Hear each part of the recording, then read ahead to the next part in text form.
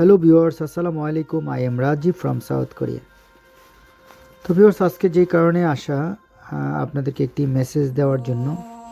আপনারা সবাই জানেন বাংলাদেশের নতুন এক আতঙ্ক ছড়িয়ে পড়েছে, যার নাম ডেভিল ব্রেথ বা শয়তানের নিঃশ্বাস।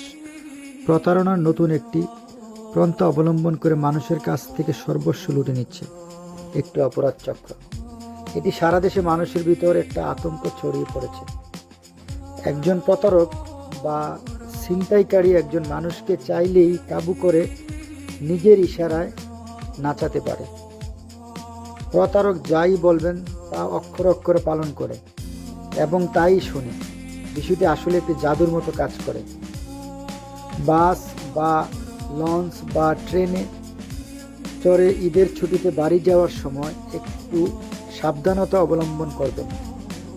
কারোর কিছু দেওয়া খাবেন না, ডাব বা পানীয় জাতীয় কিছু খাবেন না।